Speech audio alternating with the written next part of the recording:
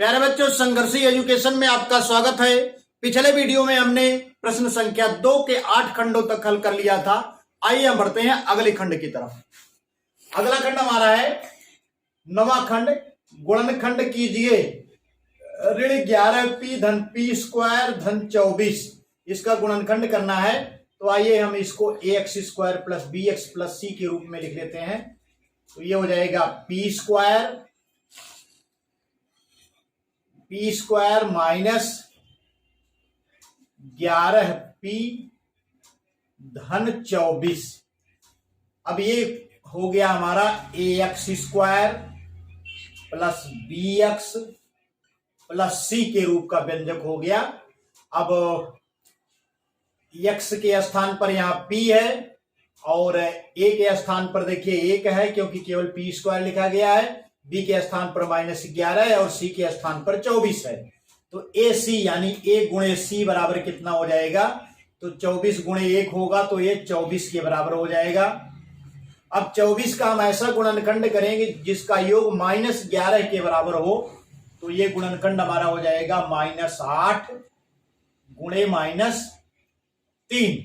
-8 का -3 में आप गुणा करेंगे तो 8 त्रिक 24 यानी 24 के बराबर हो जाएगा। और इन दोनों को अगर हम जोड़ेंगे 8 धन 3 8 3 11 ऋणात्मक चिन्ह के साथ आएगा, यानी 8 11। इसे अब आप लिख लीजिए p square minus 8p minus 3p धन 24। हमने -11p को -8p और -3p लिख लिया, दोनों का योग -11p के बराबर होगा। अब आप यहां पर देखिए, इसमें से p कॉमन लिया जा सकता है, बराबर ये हो जाएगा p हमने कॉमन ले लिया, तो ये बच जाएगा p -8। अब इसमें से आप क्या कॉमन लेंगे? 3 × 8 = 24 होता है, -3 आप कॉमन ले लीजिए, तो ये हो जाएगा p -8।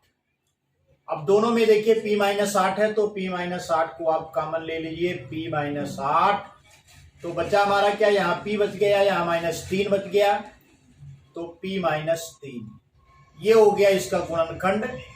आंसर बराबर हो जाएगा, एक ब्रैकेट में p -8 और दूसरे ब्रैकेट में हो जाएगा p -3। आइए हम बढ़ते हैं अगले खंड की तरफ। y स्क्वायर -26y धन 69।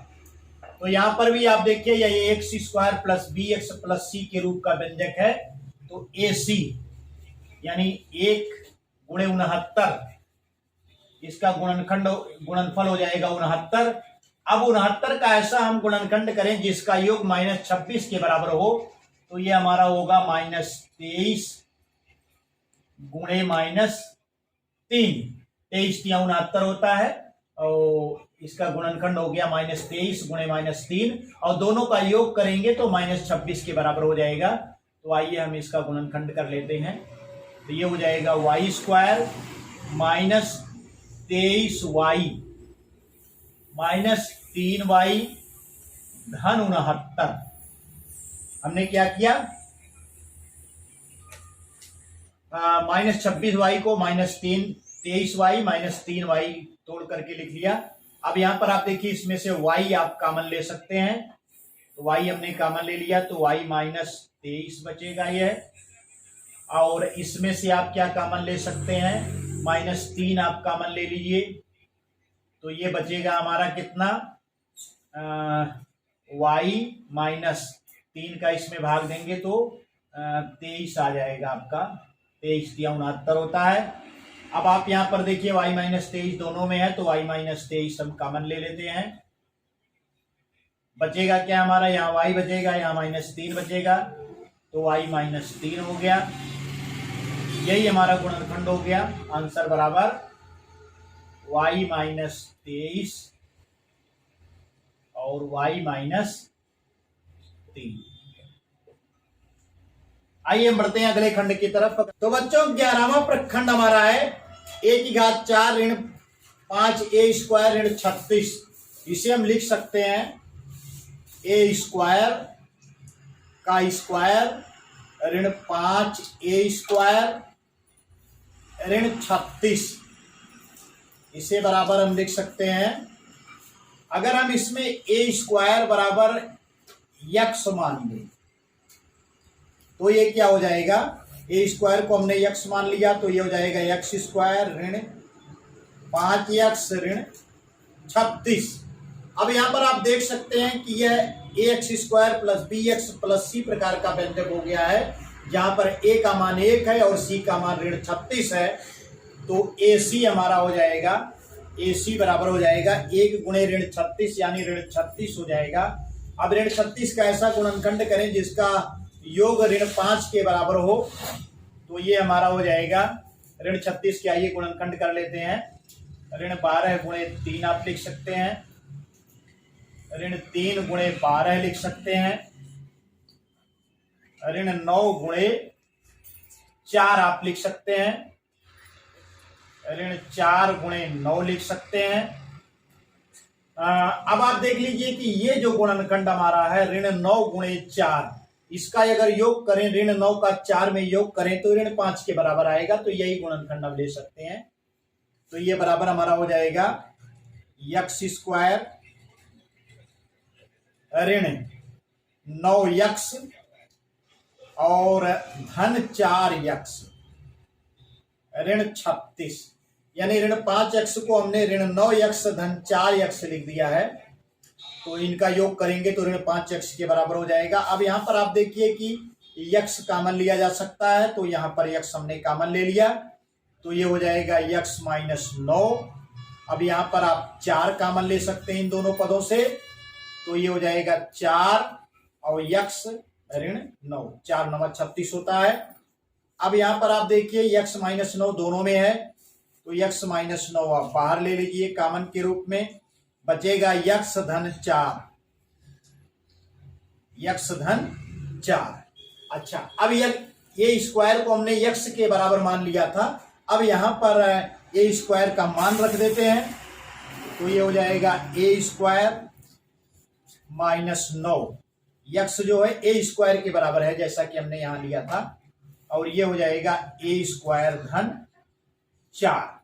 अब यहां पर देखिए ए स्क्वायर ऋण 9, इसको भी हम सरल कर सकते हैं। ये हो जाएगा एक ब्रैकेट में ए धन 3, दूसरे ब्रैकेट में हो जाएगा ए ऋण 3, और ये हमारा है ए स्क्वायर धन 4 है। इसको किस सूत्र से हमने विस्तार किया, ए स्क्वायर माइनस 9 को, ये होता है ए स्क्वायर माइनस बी स्क्वायर बराबर होता है एक ब्रैकेट में ए प्लस बी होता है, दूसरे ब्रैकेट में ए माइनस बी होता है। तो इस सूत्र का प्रयोग करके हमने ए स्क्वायर माइनस 9 क्या है, 3 का स्क्वायर है, तो ये ए धन बी यानी ए धन 3 हो गया, दूसरे ब्रैकेट में ए ऋण 3 हो गया। तो ये हो गया हमारा पूरा गुणनखंड हो गया, एक ब्रैकेट में ए धन 3, दूसरे ब्रैकेट में ए ऋण 3 और तीसरे ब्रैकेट में ए स्क्वायर धन 4। तो इस प्रकार से हमारा 11वां खंड हल हो गया है। आइए हम बढ़ते हैं 12वें खंड की तरफ। 12वां खंड हमारा है y की घात 4 धन 4y स्क्वायर ऋण 32। तो इसको हम लिख सकते हैं y स्क्वायर का स्क्वायर, y की घात 4 को y स्क्वायर का स्क्वायर लिख सकते हैं, धन 4y स्क्वायर ऋण 32। अब यहां पर हम y स्क्वायर को x मान लेते हैं, y स्क्वायर बराबर हमने क्या मान लिया, x मान लिया। तो ये मान हो जाएगा हमारा x का स्क्वायर हो जाएगा, और ये हो जाएगा धन 4x हो जाएगा, y स्क्वायर को x मान लिया, ऋण 32। अब यह व्यंजक x square plus b x plus c के रूप का हो गया है, तो इसे हम यहाँ पर AC निकाल लेते हैं। AC A का स्थान पर 1 है और C के स्थान पर ऋण 32 है, तो दोनों का गुणा करेंगे 1 और ऋण 32 का, तो यह जाएगा ऋण 32। अब ऋण 32 का ऐसा गुणनखंड करिए जिसका योग जो है धन 4 के बराबर हो, तो इसे हम लिख सकते हैं 8 गुणे ऋण 4। 8 और ऋण 4 को जोड़ेंगे तो धन 4 के बराबर हो जाएगा। आइए इसका गुणनखंड कर लेते हैं। यक्स स्क्वायर धन 8x ऋण 4x ऋण 32। अब यहां पर देखिए इसमें से यक्स कॉमन हो जाएगा तो बचेगा यक्स धन 8 और इसमें से हम ऋण 4 कॉमन ले लें तो यक्स धन 8 बचेगा। अब इसमें आप यक्स धन 8 दोनों में है तो यक्स धन 8 को आप कॉमन ले लीजिए। यक्स धन 8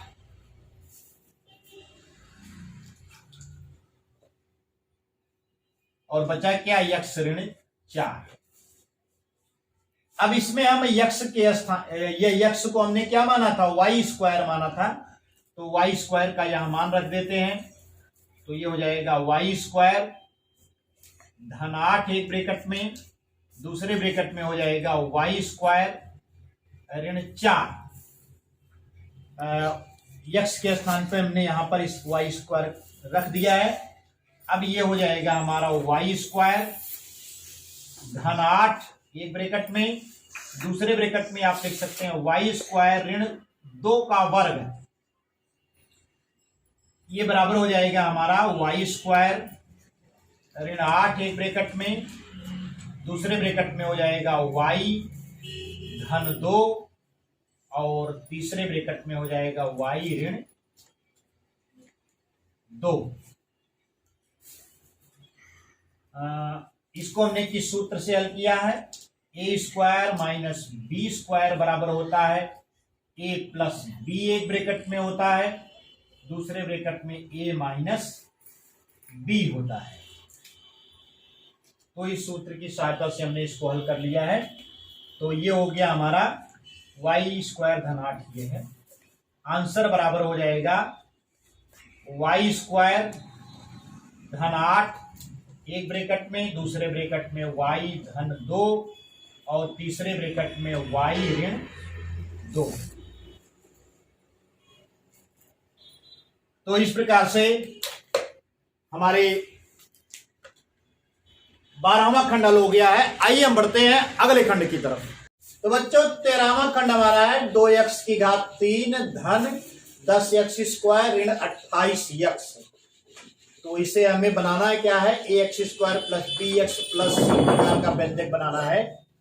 तो आप यहां पर देख सकते हैं कि यक्स तीनों पदों में है और दो भी तीनों पदों में है, क्योंकि 2 पच्चे 10 और 28 भी 2 से कट जाएगा। तो इसमें आप 2x कॉमन ले लीजिए। 2x हम कॉमन ले लेंगे तो ये हमारा क्या बचेगा, यक्स स्क्वायर बचेगा और यक्स यहां पर 2x कॉमन गया है तो धन 5x बचेगा और 14 दूना 28 होता है, ऋण 14 हो जाएगा। ये हमको प्राप्त हो गया। अब यहां पर देखिए एक्स स्क्वायर धन 5x ऋण 14, यह जो है a x square plus b x plus c प्रकार का हो गया है। तो ए सी बराबर हमारा है, यहाँ पर ए के स्थान पर 1 है, सी ऋण 14 के बराबर है, तो दोनों का गुणनफल जो हो जाएगा ऋण 14 के बराबर होगा। अब ऋण 14 का ऐसा गुणनखंड हमको करना है जिसका योग धन 5 के बराबर हो, तो इसे 7 गुणे ऋण 2 आप लिख सकते हैं। तो आइए देख लेते हैं क्या हो जाता है। 2x, अब इसको आप यहाँ पे मझला ब्रैकेट लगा लीजिए, अभी नहीं, अभी रुके रहिए। ये हो जाएगा हमारा यक्स स्क्वायर धन 7x ऋण 2x, यानी 5x को हमने लिख दिया धन 7x ऋण 2x और ये हो जाएगा ऋण 14। ये बराबर हमारा हो जाएगा। अब यहां पर आप देखिए इन दोनों पदों में ये हो गया 2x। अब यहां पर आप मझला ब्रैकेट ले लीजिए। इन दोनों पदों में आप देखिए यक्स कॉमन लिया जा सकता है, तो यक्स हमने कॉमन ले लिया तो बचा क्या, यक्स धन 7। और इन दोनों पदों से क्या लिया जा सकता है, ऋण 2 कॉमन लिया जा सकता है। ऋण 2 हमने कॉमन ले लिया तो यह बचेगा यक्स और 2 सप्ते 14 यक्स धन 7। ये बराबर हमारा हो जाएगा 2x और यक्स धन 7 इसमें भी है, यक्स धन 7 इसमें भी है, तो यक्स धन 7 को आप बाहर ले लीजिए तो बचेगा यक्स और ऋण 2, तो यक्स ऋण 2 हमारा हो गया।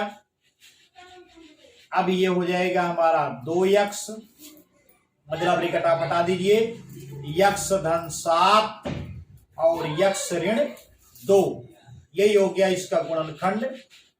ये बराबर हो जाएगा हमारा आंसर बराबर 2x, एक ब्रैकेट में यक्स धन 7, दूसरे ब्रैकेट में यक्स ऋण 2। आइए हम बढ़ते हैं अगले खंड की तरफ। अगला खंड हमारा है 2y की घात 3 धन 22y स्क्वायर धन 24y। इसमें भी आप देख सकते हैं कि y तीनों में है तो y कॉमन ले सकते हैं और 2 का भाग तीनों में जा सकता है तो 2y आप कॉमन ले लीजिए। तो 2y कॉमन लेने के बाद हमारा क्या बच जाएगा, y स्क्वायर ऋण y स्क्वायर बचेगा धन 22y, 11 दूना 22 होता है तो यह 11 हो जाएगा, 11y बचेगा और धन 12 दूना 24 यानी 12 यहाँ पर आ जाएगा। अब यह व्यंजक जो हो गया ax square plus bx plus c प्रकार का हो गया है, जहां पर a के स्थान पर देखिए ऋण लिखा है यानी ऋण 1 हो जाएगा और c के स्थान पर 12 हो जाएगा। तो ac ऋण 1 का 12 में गुणा करेंगे तो ऋण 12 हो जाएगा। अब ऋण 12 का हमें इस प्रकार का गुणनखंड करना है जिसका योग धन 11 के बराबर हो, तो इसे 12 गुणे ऋण 1 आप लिख सकते हैं। तो आइए हम इसको तोड़ लेते हैं। ये बराबर बराबर 2y माइनस y की घात 2 धन 12y ऋण y। 11y को हमने धन 12y ऋण y लिख दिया, दोनों को योग करेंगे तो ये हो जाएगा हमारा 11y और ये है धन 12 बराबर आप लिख सकते हैं 2y, मजला ब्रैकेट ले लीजिए। अब यहाँ पर देखिए y, इन दोनों पदों में y कॉमन लिया जा सकता है तो आप y कॉमन ले लीजिए। तो बचेगा क्या हमारा माइनस y धन 12 बचेगा और इन दोनों पदों में से क्या लिया जा सकता है, माइनस y धन 12 ये है ही तो धन 1 कॉमन ले लीजिए तो माइनस y धन 12 हो जाएगा। ये बराबर हमारा हो जाएगा 2y, मजला ब्रैकेट में। अब यहाँ पर देखिए माइनस y धन 12 माइनस y धन 12 दोनों में है तो माइनस y धन 12 आप ले लीजिए कॉमन, तो बचेगा y धन 1, y धन 1, या इसे आप लिख सकते हैं 2y माइनस y धन 12 को आप लिख सकते हैं 12 माइनस y भी लिख सकते हैं। 12 माइनस y एक ब्रैकेट में, दूसरे ब्रैकेट में y धन 1। अब आप मजला ब्रैकेट हटा सकते हैं तो हो जाएगा 2y 12 ऋण y और y धन 1, यही हमारा हो गया आंसर। आंसर बराबर 2y 12 माइनस y और y धन 1। तो इस प्रकार से हमारा 14वां खंड भी हल हो गया है। उम्मीद करता हूं कि आपकी समझ में आ रहा होगा, और यदि आपकी समझ में आ रहा है और अभी तक आपने हमारा चैनल सब्सक्राइब नहीं किया है तो संघर्ष एजुकेशन यूट्यूब चैनल को सब्सक्राइब करें और बेल आइकन को प्रेस करें जिससे हमारे नए नए वीडियोस की नोटिफिकेशन आपको बराबर मिलती रहे। धन्यवाद।